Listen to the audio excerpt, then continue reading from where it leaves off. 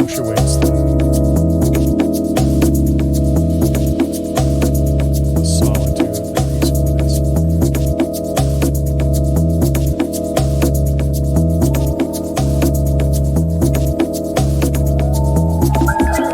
Welcome to you and thank you for joining me on a thrilling experience on Where is Vivienne. I am Vivienne. Welcome to the channel. So today we are continuing to explore Malindi, looking at its various attractions, and the second one is the Malindi National Museum. There is so much to learn in terms of history and culture, and for me as Ways Vivienne, I try to focus on history and culture of different communities besides the traveling that you see me doing often, the food, the cuisine, among other, even with conservation. So today we are focusing on history and culture, and specifically we're looking at the coastal people, for example the Mijikenda people. So guys, come with me and let's explore Malindi National Museum. Let's go.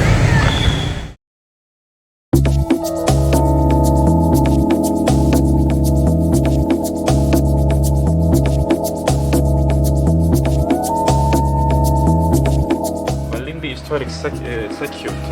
It's a circuit that consists the Malindi Cultural Complex, the House of Column Museum, the Portuguese Chapel. This is the first Christian Catholic church in East and Central Africa. Then you have got the Vasco da Gama Pillar. It's a monument that was built on 1512 by the Vasco da Gama when he was en route to India. So back at the Malindi Cultural Complex, this is a former colonial administrative office built on late 1890s by the British government. They contracted what we call it IBEA, that's the Imperial British East African Company, so that they can construct this kind of structures along the East African coast. So they built this one here in Malindi so that it can be the first administrative office of the former colonial office. Later on, it was designated as a national monument by the Museum of Kenya, or by the government of Kenya, so that it would be a museum in Malindi. It was handed to the Museum of Kenya to set up a museum in Malindi. Currently, we have got some exhibition inside the museum, which we have got the permanent cultural ethnographic exhibition of the Mijikenda community, of the Dawida community, and of the Swahili community, as well as we have got the findings of underwater archaeological survey that was conducted here in Malindi to ascertain the heritage that lies under the ocean bed. So in one of the galleries, we have got those findings of the archaeological survey that was conducted along the East African coast. Then we have got the House of Column Museum. House of Column Museum, it's a museum that in fact is the Malindi main museum, which was set up in 2004. But later on, some of the artifacts were transferred to the current Malindi Cultural Complex Museum. But at the House of Column Museum, we have got an exhibition about a unique fish that was caught in Malindi in 2004, which has some unique biological features. The fish is called silacantha. It was just caught within Malindi sea line, but later on it was discovered that it's one of the rare fishes to be found in this area. So the fish is being displayed at the House of Columns with its information there. Anyone who is interested in a biological field can just visit the House of Column Museum and learn about the history of the silacantha. Then also we have got the the Portuguese Chapel. The Portuguese Chapel is the first Christian Catholic church in East and Central Africa. It was built by a crew of the Portuguese. When Vasco da Gama went to India on his second trip and died in India in 1524, those other Portuguese who came back to Malindi, they came and built the chapel. That was on 1523. They built the chapel because they wanted to make Malindi as the Portuguese northern headquarters. That's why they were allowed to build the chapel so that they can conduct their prayers here. But later the chapel is, we sometimes call it St. Francis Xavier Chapel, because St. Francis Xavier found the chapel in Malindi when he was en route to go to India on some Christianity missions. But when he reached Malindi, he found a chapel that is very much dormant. No one is praying there. They just sought permission from the Sultan of Malindi, and he was allowed to conduct some prayers here at the chapel with some of their crew. And also the last site of the Malindi Historic Circuit is the Vasco da Gama pillar, built on 1512 by the Portuguese. But as for the history, the first pillar, I mean the pillar of 1512 is not the first pillar to be built in Malindi. The first pillar to be built in Malindi was on 1499 within Malindi Old Town. You know, we have got the Malindi Old Town, which we can date it on the same as Kilwa, Tanzania, Zanzibar, Lamu. Those are the oldest towns in East Africa. So Malindi is one of them. So the first pillar to be built in Malindi was 1499 within Malindi Old Town. But it was demolished by the people in Malindi because it had a cross on top of it, which is a symbol of Christianity. And Malindi by then was an Islamic territory. So the first pillar in Malindi of 1489 was demolished because it had that crucifix on it. That's why it was demolished by the local community. When they waited until Vasco da Gama left their town, they demolished the 1489 pillar. But later on, Vasco da Gama returned on a second trip. When he reached Malindi, he found the 1499 pillar has been demolished. It's when he consulted with the local community and was allowed to build the one that stands on 1512. So the one that stands was built on 1512, and another unique part about the pillar is made of limestone from Portugal. So it's not material from our country, Kenya. So these guys, while they were traveling along the East African coastline, they hide their own material on their boats because they were traveling with 4 big vessels, and one of the materials that was in the vessel was limestone from Portugal. So when they feel like they want to put on a structure, they just offload parts of those material and erect the structure. So the pillar and the chapel is made up of limestone from Portugal. So let me get in. I'm told it costs 100 shillings, and I'm really excited to check out Malindi National Museum.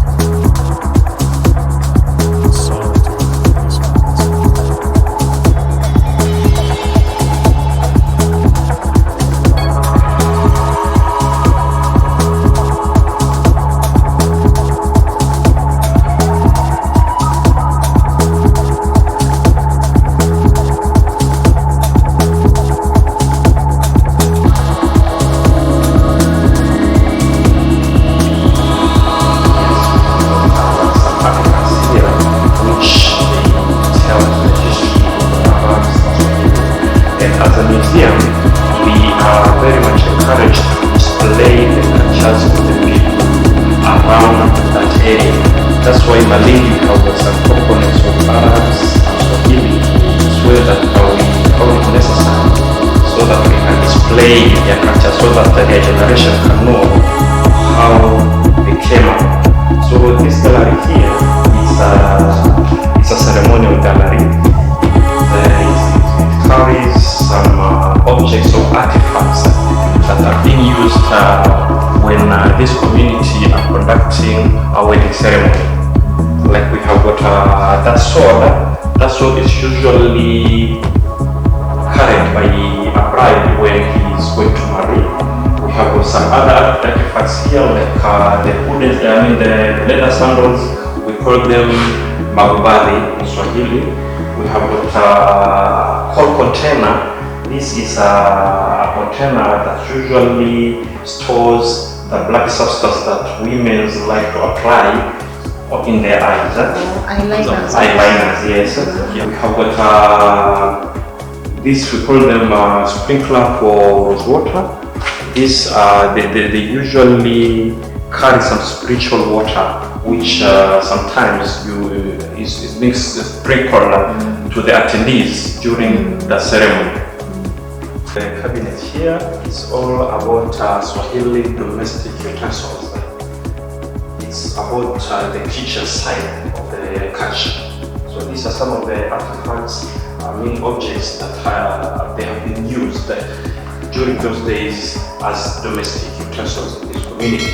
We have got that's ceramic stones. It's used to grind millet flour. We have got the big ones for the maize flour, but this is for the millet flour. We have got the coconut grater for making coconut stew. We have got these goblets. These are just like the aluminium sufurias that they use currently.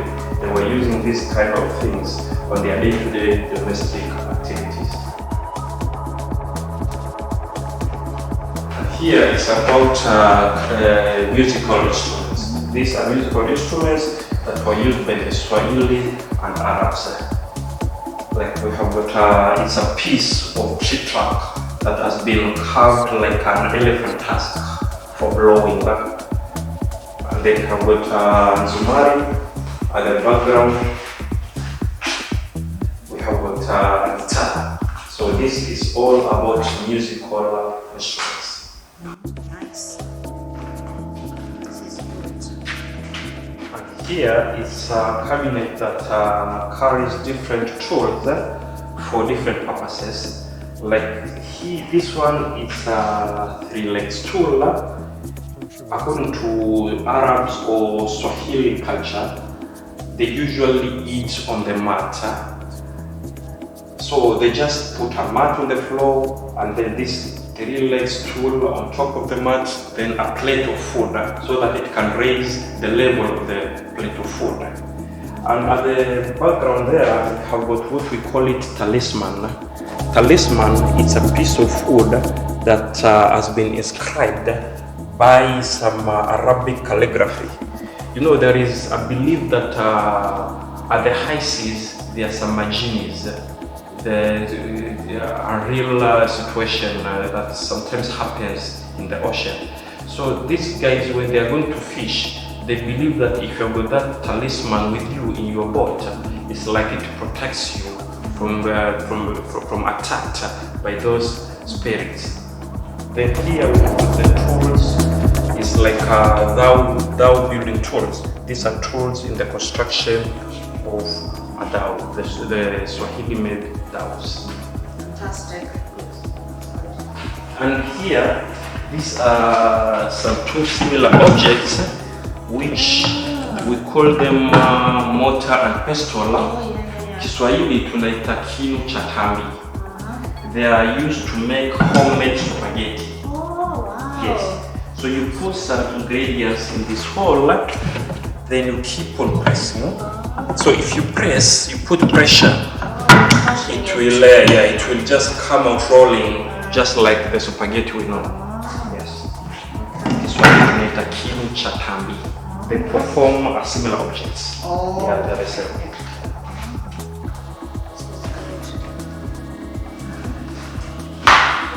Yeah, this is a domestic cabinet or domestic utensil cabinet for the Arabs. And usually this was used by the Arabian merchants because this is pure copper. It's original copper, and it's very rare at the moment to find a family using copper as their domestic utensils. So these are domestic utensils from the Arabian merchants. It's a very expensive ornament. It's a copper. Yeah. This is a homemade boat for the fishing for the Swahilis. Yeah, see, this is just a boat which is made up of wood. Yeah, it's usually hit a long stand at the middle with a mast so that it can enable it to move. You know, these boats, they can move with the support of wind. They just move according to how the wind blows. Yes. There must be a big mast tied at the middle. So inaitwa tanga. This is a game. We call it bow game for the Swahili, and it's usually played by some elderly people when they are relaxing at the evening. It's originated from Laos.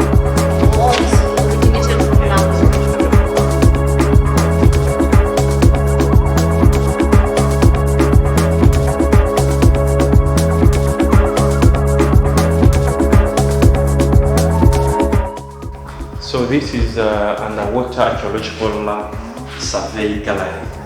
This is an in-depth research that was conducted along our East African coastline by the archaeological scientists in the National Museum of Kenya. You know, we are usually dealing with the history of the nation, so we always learning that there were some early travelers in our area those years. So some of these guys, they were traveling, others from Europe, others as far as from Asia part of the world.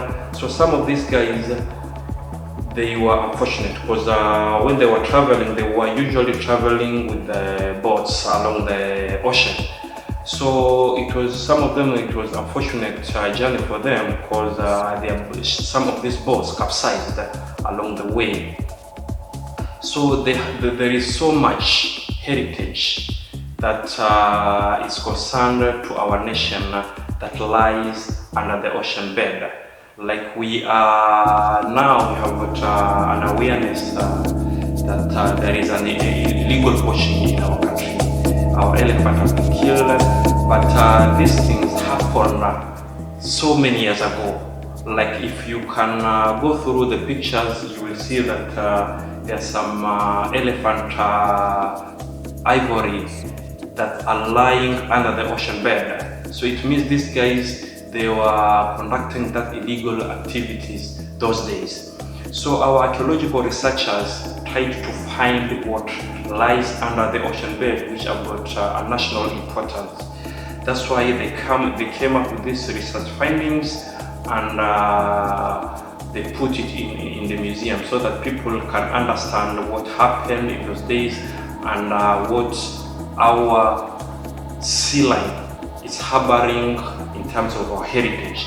Like we are, as a museums, we are in the process of setting up an underwater museum in Ngomeni, whereby those tourists who they feel like they want to see the real thing. We have got one of the oldest shipwreck, a 16th century shipwreck in Ngomeni. So we are trying to set up an underwater archaeological museum so that people can just go for themselves and see what's happened or what's happened in the ocean in terms of our heritage. Thank you.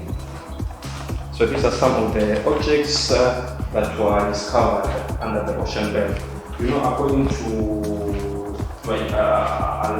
legislation in our country that guides, in fact it's in international legislation, it guides how we conduct these researches. So we are not supposed to unearth everything from the ocean, because these things have been in the ocean for maybe thousands of years. So they have been used to the surrounding in the ocean. So if you sometimes make a mistake of pulling them up for a display in the museums, it's like you can easily destroy them. So what we are supposed to do is just to pick just parts of the objects, not all thing or the whole thing to unearth it to the surface. We just take some of the particles or some of the objects for the display in the museum. So these are just parts of the objects that were unearthed from the ocean. We have got a coral cannonball. This is a coral cannonball. This is a copper ingot.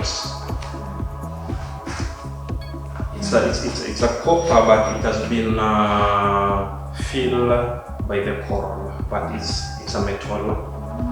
Then we have got cinnabar. This is a type of a metal. It's a very rare type. You cannot find it anywhere. It's a cinnabar. It was used thousands of years ago. It's used to sharpen the surface of metals like pangas, just to remove the rust.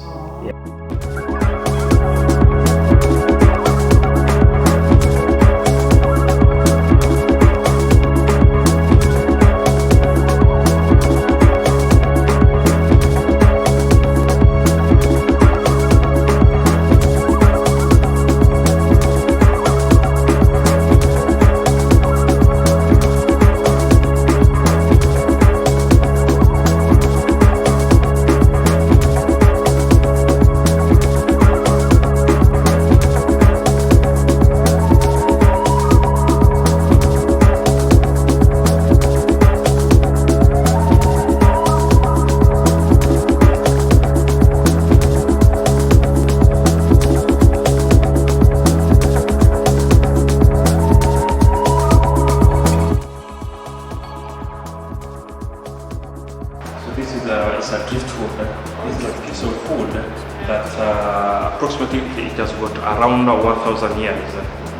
It was just excavated from the ocean. That's why we are storing it inside some water so that it can feel like it's still in the ocean. Yeah. This is a pool. It's a dam pool. This is also has got around 1,000 years. You see, it's now being infiltrated by coral. Yeah, because it has been in the ocean for a very long time.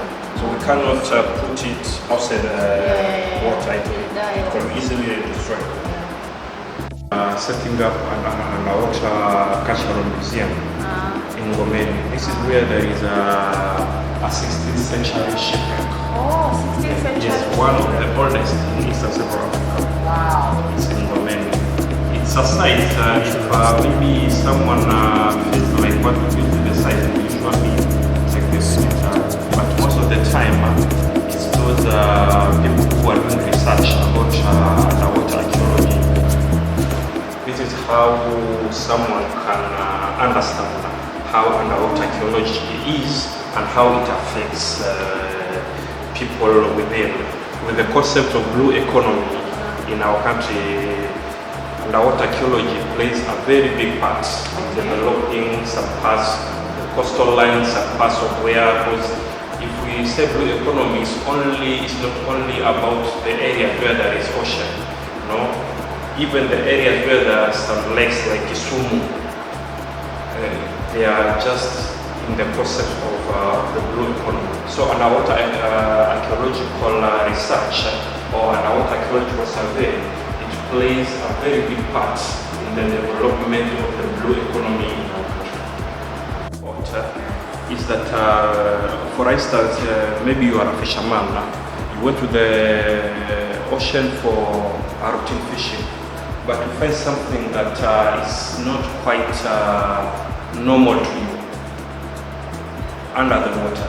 So instead of removing it, if you see, maybe the thing is of cultural importance. As for some, it looks like, let's say, something that it's an old thing to you in the ocean.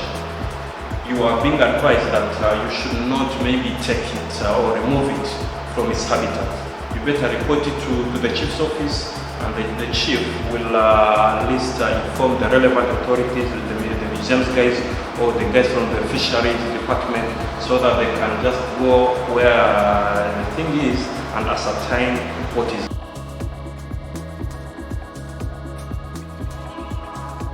Mijikenda Gallery.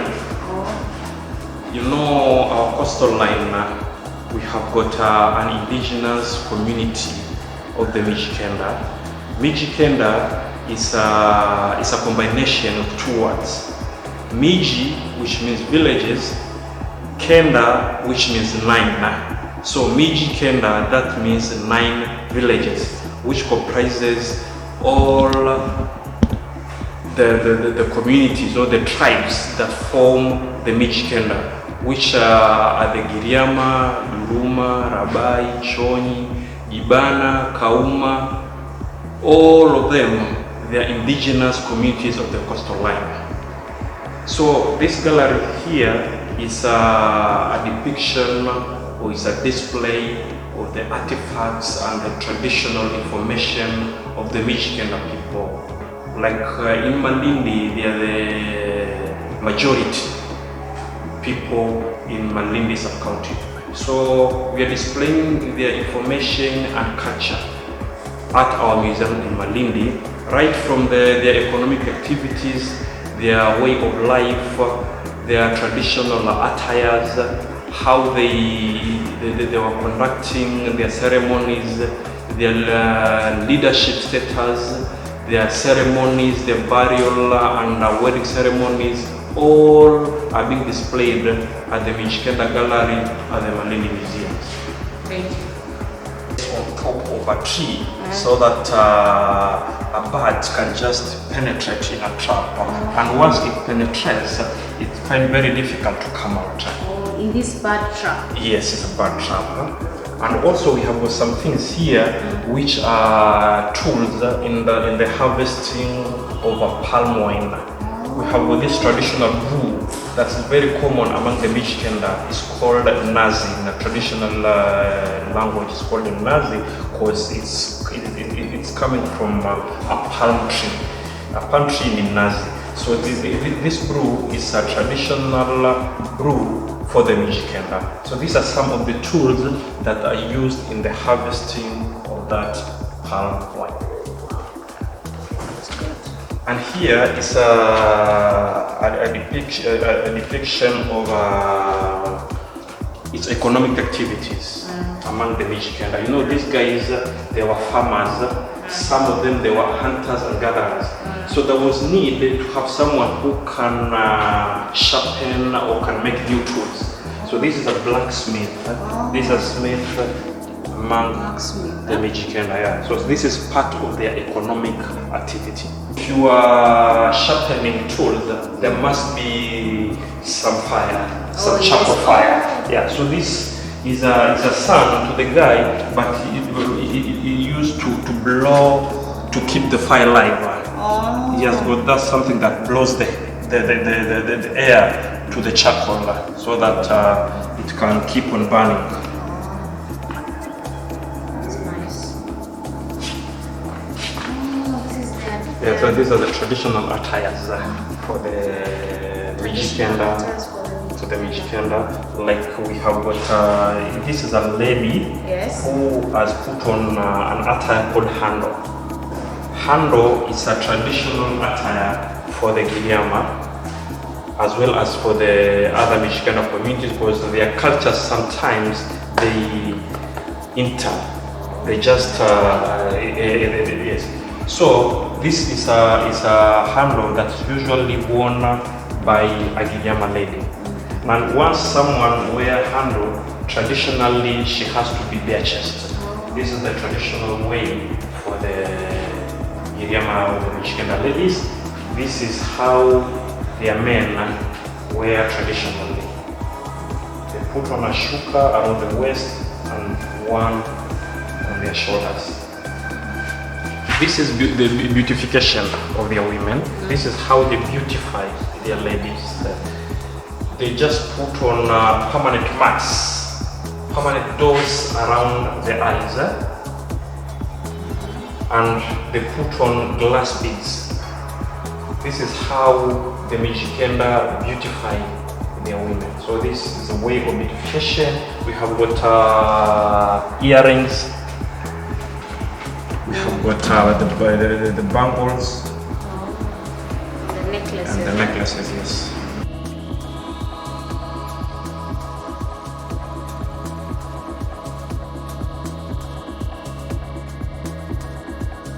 Maize flour. It's originated from the Mijikenda, though it's now being used to so many communities within our country. But for the Mijikenda, they use This tool was used to grind maize, flour, even millet, just to grind them into form of powder. Oh, it's quite heavy. Oh, sorry. It's quite heavy.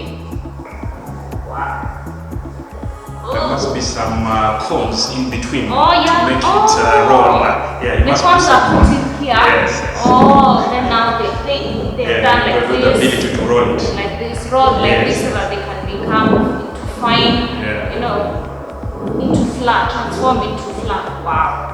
This is awesome. It's good that this is being preserved so that us, myself, in this generation, can be able to appreciate. Status. These are some of the tools that a leader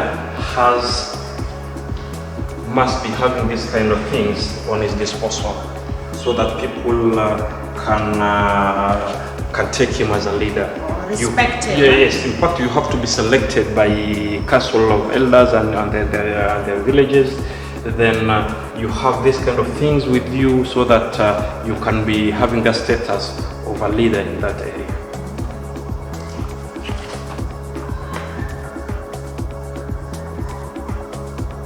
Then healing and spirit exorcism. You know, there is that concept of mapepo. Yes. Yeah, you can be attacked by every spirit, so you have to go to a traditional witch doctor.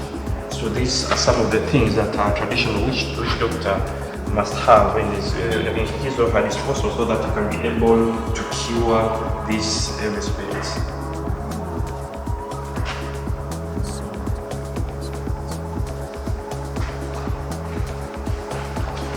And this is the traditional drums. It's a musical instruments for the Mijikenda community.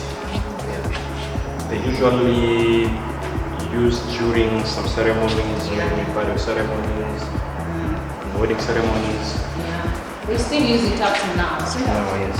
This is a traditional piano.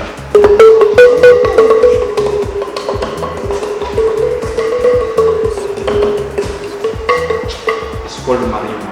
Oh, marimba. Marimba. Yes. Yeah.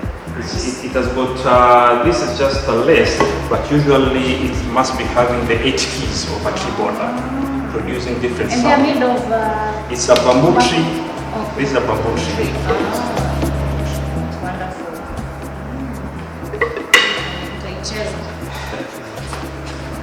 And this one here, it's a cabinet that is displaying what we call them vigango. Okay. Vigango, these are grave posts. They're usually erected on a grave when someone dies. Instead of putting a cross like the way Christianity are doing, this community, they're putting these things on top of a grave.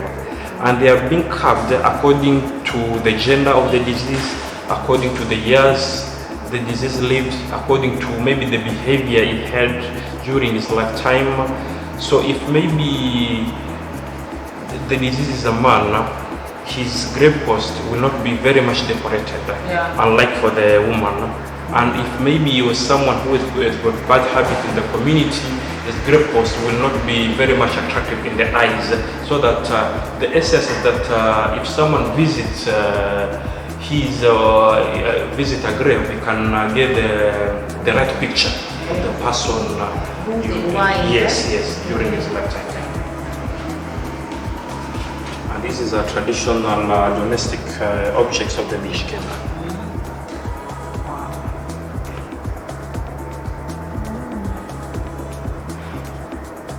Oh, the mats for sitting down. Yes. And this is a traditional homestead for the Mijikenda. It's thatched all round, and it has no partition like any other room. It's just round, and it must be having a greenery just above the kitchen. It's a depiction of a sacred forest.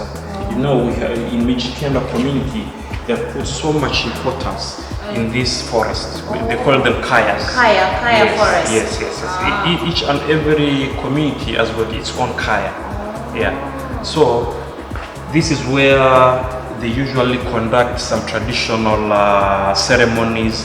Maybe they've been faced by a certain calamities, maybe lack of rain for some time, maybe they've been attacked by an outbreak of a certain disease. They usually conduct some sacrifices at the middle of the career.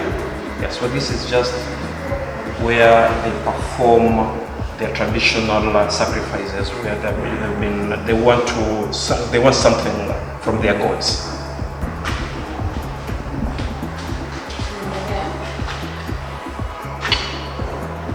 Wow, I'm really enjoying myself. I'm here at Malindi Museum and I'm learning so much about the Mijikenda community, you know, whether it's its culture, the music instruments that they are using.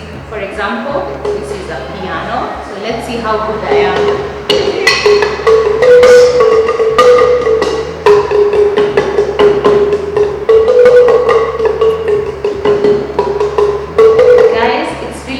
For us to visit this museum so that we can be able to learn from our past, so that once we understand our past, then we can be able to understand our present as well as the future.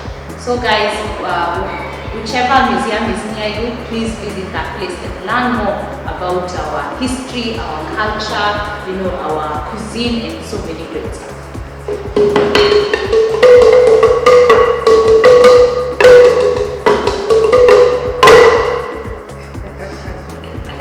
Because we have got a majority of Muslims in Malindi, so there is that need to at least educate them the basic foundation of Islam. So these are these boards. They're showing the basic pillars of Islam, so that people can understand what Islam is and how Muslims believe.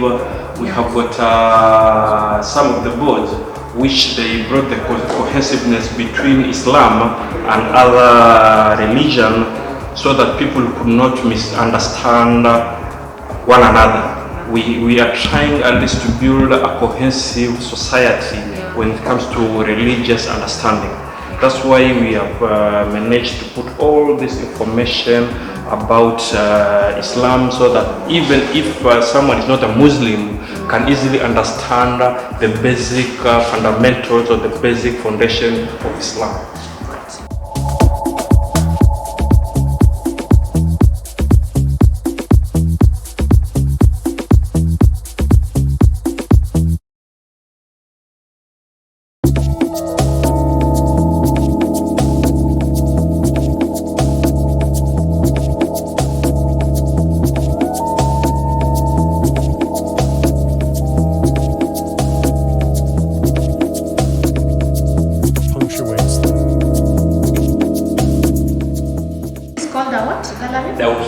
Dawida Gallery. Dawida Gallery.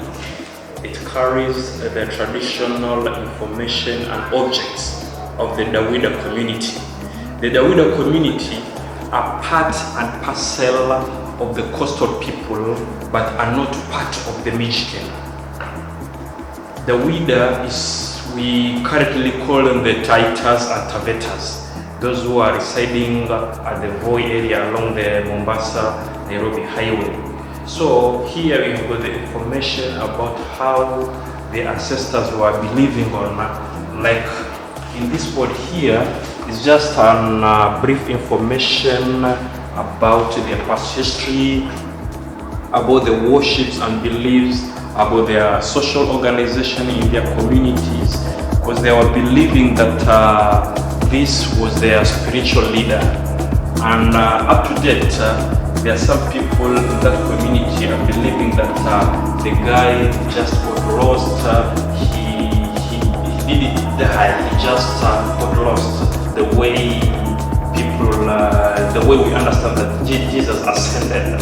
So they say that even their spiritual leader just got lost as such. And here is about their leadership system of the Dawida community. We have some objects here which they are bringing out the importance of the the object that a leader should have in this community. So these are traditional objects that a leader. For example, what are there's a stool? This is it's a stool that is used by the leader to sit when he is resolving some of the issues within the community. The others are just some words for the traditional group. You know, there is so much importance of the traditional group in the leadership system of these tribes in the coastal part. Any conflict within the community cannot be resolved unless people have some rule within their city. This is a traditional drum that is used during some other ceremony and during if maybe a certain information needs to be passed to the community. Maybe a leader want to call his congregants, he can just beat this drum so that people can gather together for a certain deliverance. It's a healing and spirit exorcism within the widow community. They are believing on a traditional wild banana tree. There is a tree that resembles a banana plant that usually grows in the forest. So they believe that this tree has got some spiritual powers to heal some of the things in their community. So they're believing on this thing for healing their problems. So this is how they beautify their ladies. We have seen the other part of the Mijikenda gallery that they usually put some dots around the eyes, permanent dots. But for the widow community, they just draw permanent marks just around the face. And they just add up with some glass beads so that they can complement their beauty.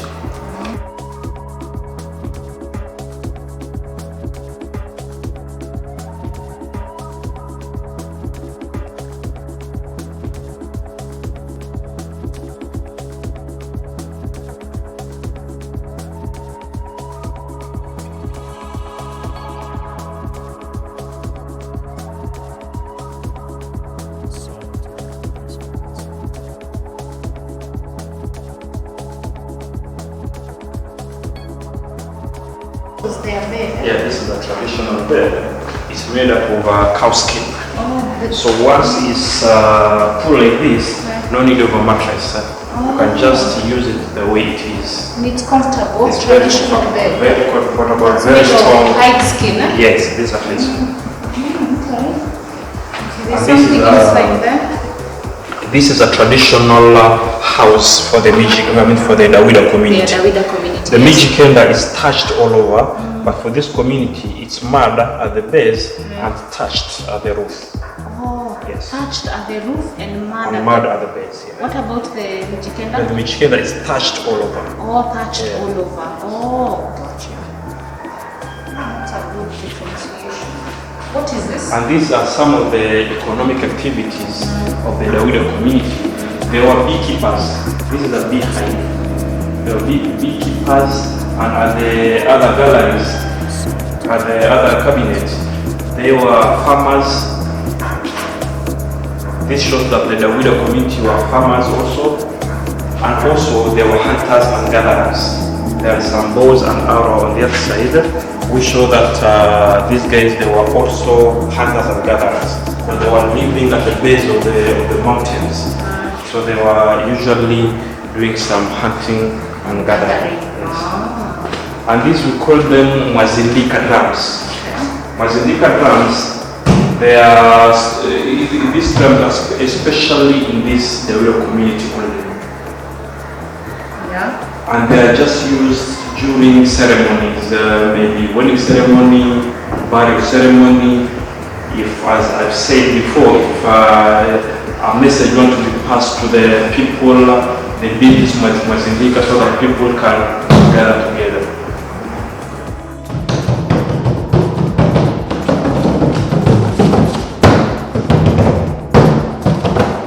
Guys, am I hitting the drum very well? Comment down below if I'm doing the right thing.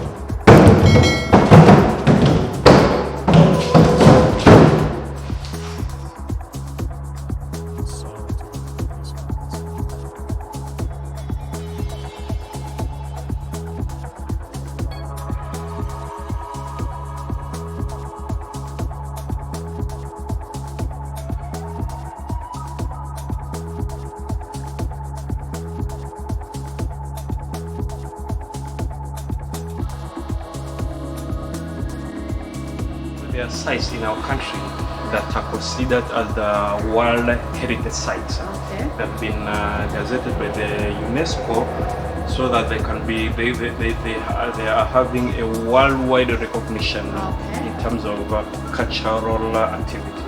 So these are some of the sites in Kenya. We have got the Lamu Old Town, we have got the Jesus Museum, we have got the Sacred Forest, the Mijikenda Kayas. They are also under the UNESCO World Heritage Sites. We have got the Teenage Ohinga. This is in Siaya County, if I'm not wrong, but in Kisumu, in Nyanza Province. We have got the Lake Turkana National Park. We have got the Kenya Lake System, the Great Rift Valley. It's a World Heritage Site. We have the Mount Kenya National Park and Forest. Those are the sites which they are under the UNESCO and the World Heritage Sites in Kenya.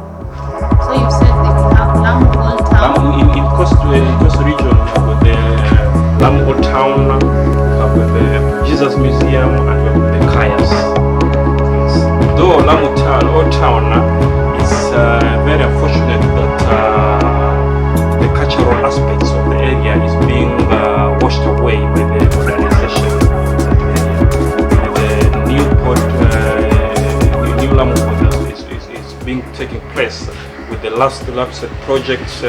Is something that is unfortunate to those stakeholders in the heritage sector, because the aspects of the culture is being eroded. Yes. How come Mombasa Old Town is not part of the UNESCO World Heritage Site? Because there is so much new buildings. Oh. Lamu, it was considered as a World Heritage Site because it still maintains the old architectural design to date. But with time, we are seeing that those things are changing. So Mombasa could not be, kwa sababu it has been modernized a lot.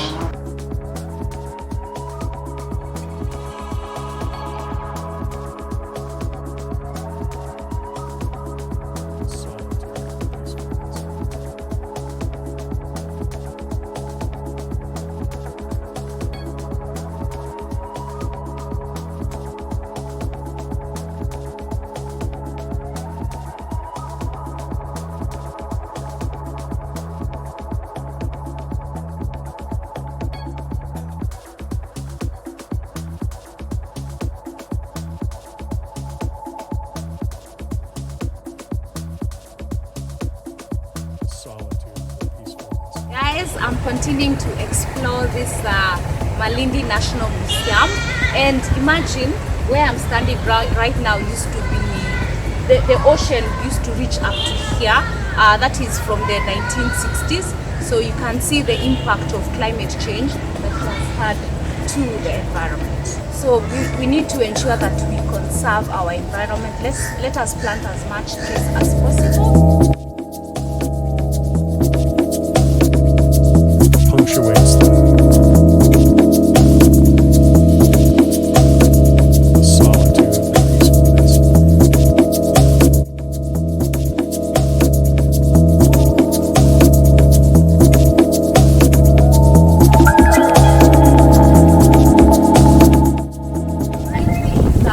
Prince Henry sailing monument. It was used as an navigation. You can see this is a picture of Prince Henry. Are you wondering who is Prince Henry? Prince Henry was a navigational teacher. He headed a school that was totally focusing on navigation. So if anyone who is interested in navigation to learn more, would go to Prince Henry. He was an expert in navigation. Therefore, he was able to build this here.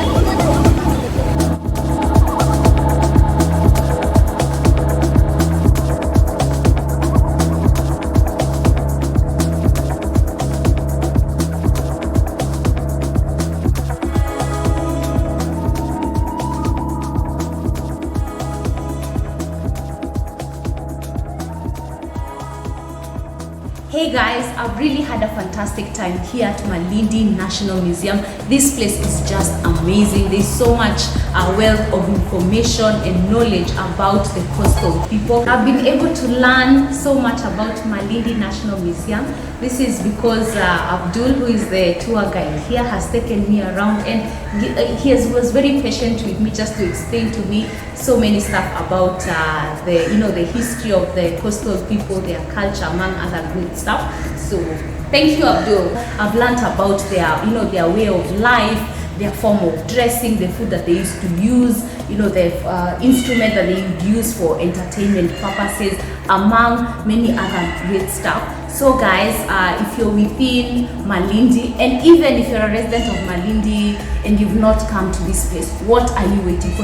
And something else that I would like to share with you guys is that whenever you visit a particular place and then you see maybe this thing has some historical significance or some importance, please let's not take them to our homes, let's not destroy. Please, let's preserve this place. Ensure you tell someone of your experiences on coming to museums so that they can be encouraged and come and learn as much as they can. I'm sure you've enjoyed this video as much as I have. Make sure you give it a big thumbs up, put the bell notification on so that you don't miss any new upload. And I have so many great stuff for Malindi. And guys, I'll see you in the next one. Bye bye. Mwah.